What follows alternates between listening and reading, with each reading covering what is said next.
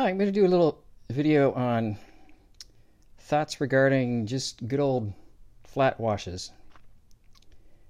Been thinking about them more. Been doing them for a long time, and always trying to improve how I understand them and how I teach them. So here's what I'm going to do. I have just a bunch of sketched out rectangle shapes. I have of different sizes and orientations. I'm going to be using these silver brush black velvet brushes, and I'm going to just paint some simple flat washes in these shapes and talk about some of the things that I'm consistently thinking of. The first thing that I think of is the size of the shape. Well, both the shape and the overall size of it. So the shape for these is simplified in that they're just always going to be a rectangular, but different dimensions, different overall sizes. So I want to think about which size brush I want to use for which size rectangle. And in general, I want to try to use the biggest brush that I can and still feel like I can kind of control the area. Sometimes it gets tricky because it might be a narrow shape, but anyways. And I'm going to talk about the angle of the paper as well as how I'm holding my brush. Just talk about several things. So first, let's see. How about maybe I'll just do this this one right here. Oh, look, there's a drop already. And I don't know if you how well that the sketch is showing up.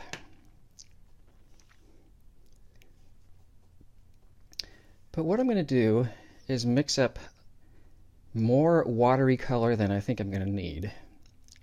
This is my number 8 brush, and I'm just kind of thinking, is this maybe even too small? That might even be too small. I think I'm going to jump up to my number 10. The fewer brush strokes you make, the better, and a larger brush will hold more water and more paint, but is also a little bit harder to control for smaller shapes, areas. So it's a little bit of a balancing act.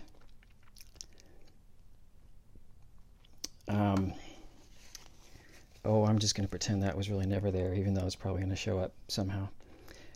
But the first thing I'm going to do is make sure I got plenty of watery color in my brush. I've mixed up more than I think I'm going to need. It just happens to be a yellowy green color here. And I'm going to try to load pretty much as much as I can into the brush. I'm kind of just holding it gently this way, so I'm looking at it and I can tell there's a lot of color in there. And as long as I'm holding it horizontally like this, it's not going to drop off on the paper. But I know it's tricky to sometimes get enough paint in your brush. Sometimes you're too worried about it spilling over here that you really don't bring over enough watery color. So getting a full brush load is a great way to make sure you're starting off good. And one thing I've noticed myself doing a lot more as I play back these videos is, depending on what shape I'm doing, I'll often just kind of start off with a brush stroke that's in the basic area that I know I'm going to start cutting in, and then I'll come across and be more accurate and precise with my brush and defining the top edge, and then I'll come over here and define the left edge. And what you'll notice there, each time I was sort of overlapping the paint that I had already placed in the shape, because one of the main things we want to do is to make sure that there's plenty of this pooling paint. It's often called a bead of color, which is sort of an odd name to me. But And the idea is to be gently touching that bead, or in this case, sort of the side edge, the overlapping at least some part of that shape to lead it to the area where I want it to go. So that's a lot of watery color and can be sort of scary to think about if it's going to tip down and drip down. Excuse me, but try to get used to both tilting your paper to see how much that can actually hold before it's going to really spill over. I'm going to kind of keep doing the same thing in that I'm defining my left edge and I'm pulling the brush over. I keep reloading. Oh, I don't like that term. But going back for more paint, and then defining. But the whole time I'm making sure that there's still this plenty of pooling colory water that I'm pulling down. Eventually I'm going to get close to the bottom of the shape that I'm trying to do. And at that point, I'm going to try to just use my brush and try to make that refined. I would probably, instead of holding my brush and painting in this direction, which I'll reiterate, I'll probably tip it a little bit more like a pencil.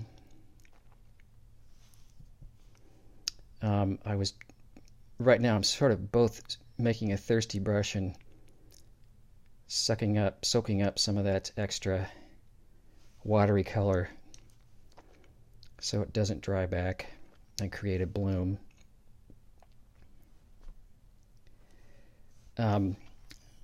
So there's one. Let's see. How about maybe I'll just mix up a little bit of lemony yellow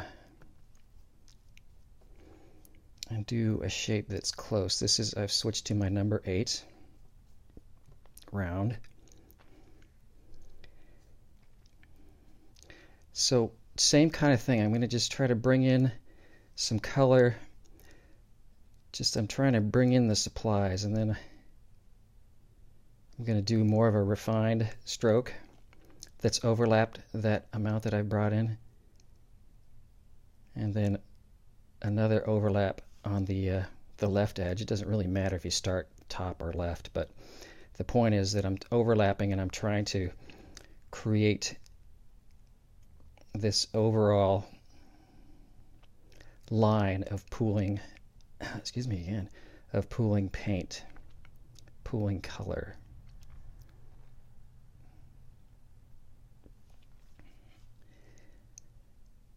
And I'm going to go get more paint and kind of keep doing the same thing. An additional thing that I want you guys to play with is the idea of, even after you've started a shape and you're starting to pull down paint like this, I want you to go reload and do a couple of strokes across the top. And I'm going to sort of describe the fashion that I'm doing it in. I want to do it in a way that I'm sort of quick and I'm lifting up. If anything, I'm sort of coming at it. I think of it a little bit like an airplane pilot practicing touchdown and taking off kind of thing. So I'm coming at it a little bit like this. I'm pressing very, very lightly, but I'm picking up at the end like that. And the reason I'm doing that and not that is if I just come across and sort of leave it there, the brush is going to do its sort of acting like a sponge thing, and it will leave some paint, but it will soak up some other paint. So I'm trying to get the brush to just be a releaser of paint and not a soaker-upper. Another thing you can do to just keep resupplying that amount of color and water is to dab it in like that. But even that with the same thing, I'm making sure that I'm not dabbing it in and leaving my brush there, because that will start soaking up. It will start leaving some behind. And once again, I'm just trying to get it to stay behind. This is interesting. You can tell that sort of as I put my brush there and press down, it's soaking up all that pooling color that's there. And then as I let go, it re-releases it. So it's sort of, I don't want to do that soaking up and re-releasing. So mostly I'm just trying to, there's sort of a flicking aspect oftentimes to it. And I should be clear that I mean, that's mostly just when I'm trying to introduce a little bit more color up at the top. When I'm doing this and overlapping this pooling paint here, it's going to be more just a really light touch and bringing it across. I often come sort of down on the left and then across and then clean up the right edge. But since I've been introducing color up here the whole time, this whole shape is still, and the paper is at an angle, which is very important and something I don't know that I mentioned early. I know that the paint is always going to be, the paint and the water is always going to be flowing down from the top to the bottom here.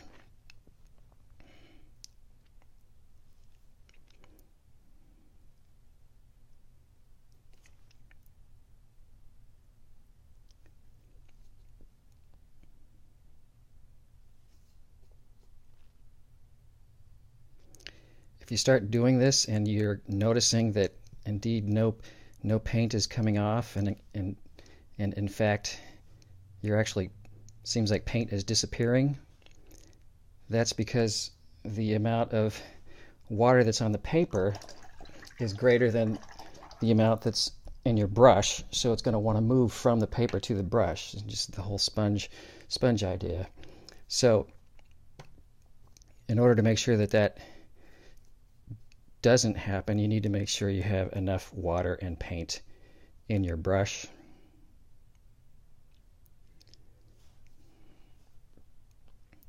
Again, I'm sort of flicking it across, gentle light touch and then lifting back up.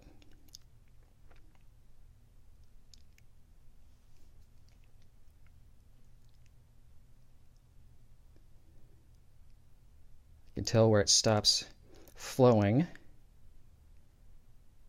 that it's drying off a little bit. I'm going to make a thirsty brush and soak that one up.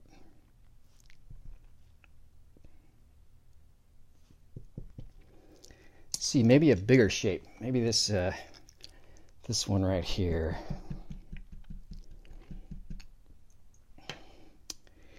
And what color? I think, I got some messy things going on here. What a surprise. How about a little orange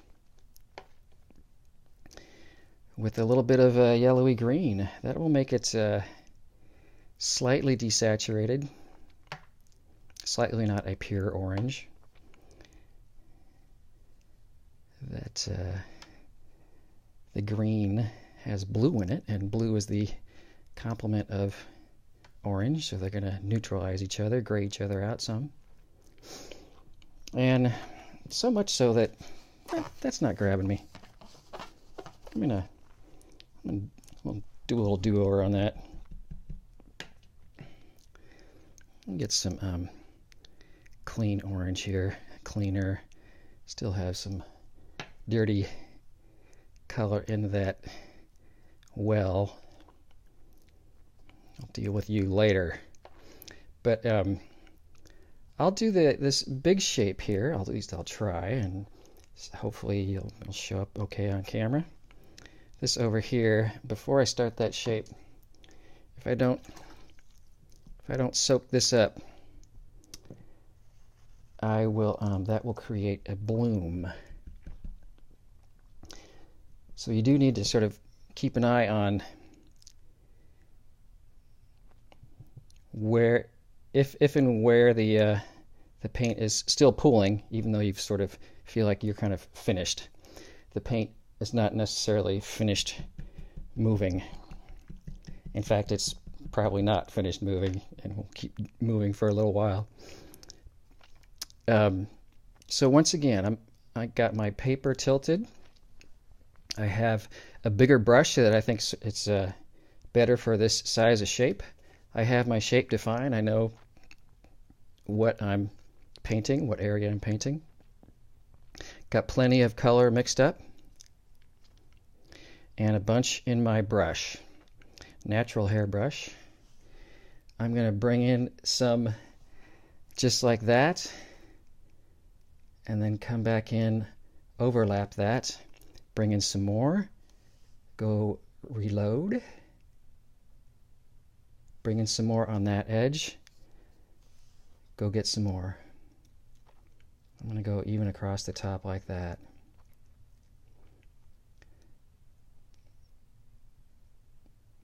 Once again, I'm trying to define this right edge. I'm tipping my brush more like a pencil so I can be more accurate with the point. But it's very important to when I'm doing this, the flat wash part, that I'm holding it at this angle, not at this angle. And I'm thinking about either dropping in some extra color like that, or I'm thinking about overlapping this pooling paint right here and coaxing this down. There's a lot of watery color there, so it can go quite a ways. I know I'm going to keep going. The shape is pretty big, so I know it's going to start drying out, so I'm going to introduce more color up there, and indeed that's going to help keep the whole shape nice and wet, so I can then define all these sides a little bit better.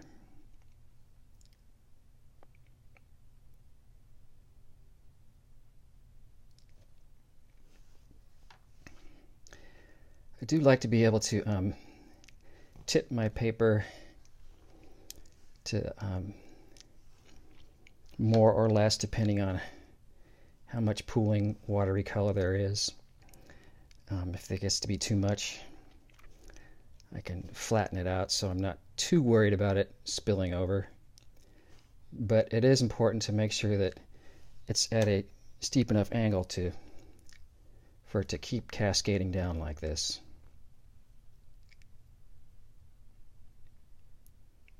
See, I'm going to do my sort of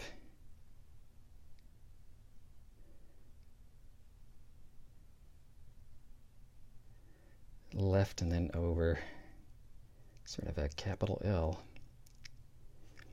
And then I come over here and redefine U. Getting towards the bottom, so I want a little bit more refined tool. There's plenty of paint and water here to finish up the bottom of this edge. And in fact, a little bit too much, so I'm still going to do a little bit of a thirsty brush. Oop, jiggle. So that's a bigger shape. Because I could let it dry. It's drying up here, definitely. I think down here it's still okay. It's not too dry, such that I couldn't go back in, and as long as I make sure there's plenty of paint in my brush and it's not going to start soaking up color, I can come over here and, like I did right there, sort of refined my edges, the sides of the shape.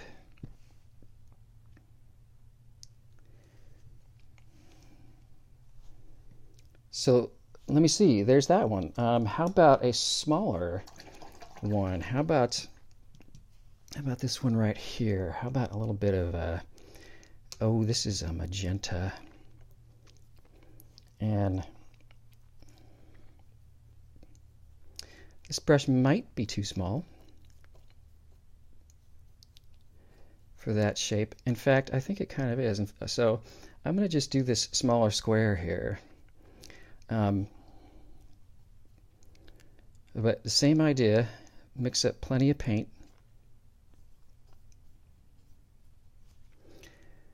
I'm going to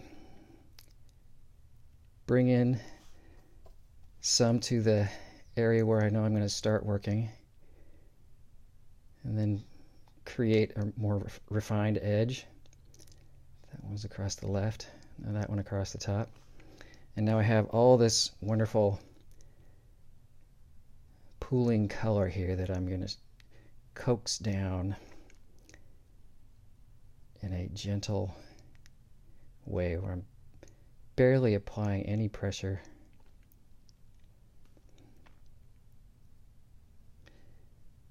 Could bring in more up here if I wanted to. And the same idea. It's just such a smaller shape. It's it seems it's a little bit of a different things going on, but still the same basic idea.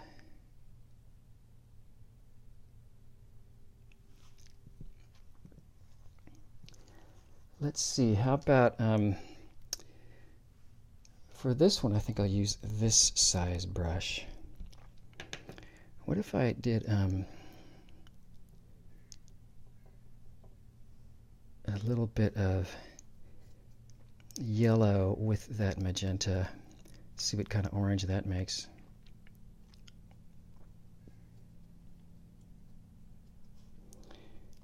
Bring in a little bit more water. Okay, tilted paper, plenty of watery color in my brush. Lay some down, go get some more. Refined stroke, go get some more. Another refined stroke.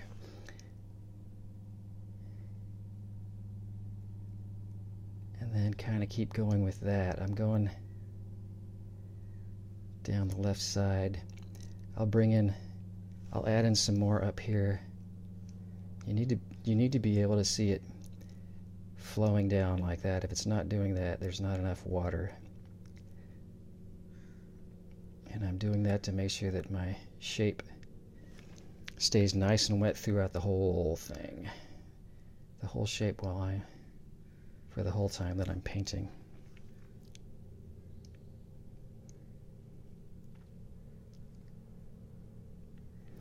Right there, the brush is kind of at a point where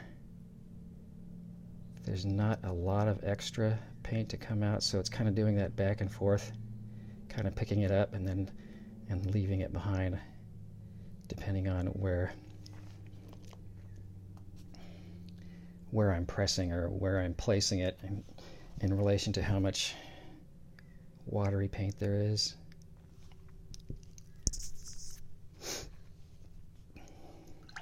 I think I'll do one more, then take a little break. How about some purple over here?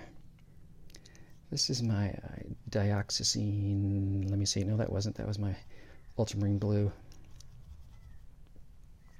And I'm going to want a bigger brush for that one. Maybe this 10 would be the right one. Let's mix up plenty of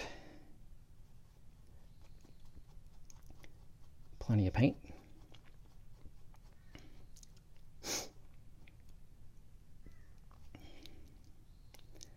Get the brush nice and loaded. Bring in some paint, go get some more. Do a refined edge stroke, go get some more. Do the other side refined. I got plenty of lovely pooling color that I know is not going to spill over because I can make it so it's not tipping too steeply. that was getting close. That was exciting.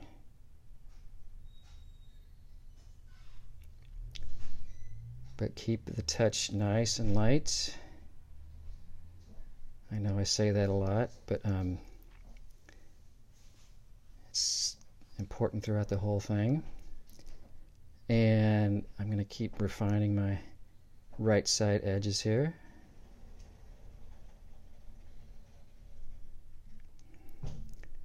Overlapping where there's color already. Hopefully the overlapping part is clear, and instead of finishing this shape by starting down here, I want to make sure I'm just going to keep coming in, grabbing where there's already color. I was drying a little bit up there, but that's okay. Bring in some more. Playing with this idea of bringing in some across the top like that, I think is something that's kind of harder, a little trickier than it seems like it ought to be, but is very important. Let's finish you up here.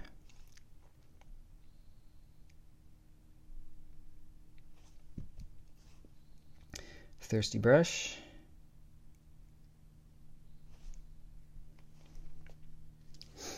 It's kind of, there's some texture-y things going on in there. There's this combination of a few different colors, and by the time that it dries, I don't think it's going to be that texture-y, but even if it is, I think that's kind of cool. So I'm going to do some more eventually, and sort of talking about how to adjust some of the edges and make things darker and lighter. Anyways, check it out. Go draw out a bunch of rectangles and then try it. Okay, have fun.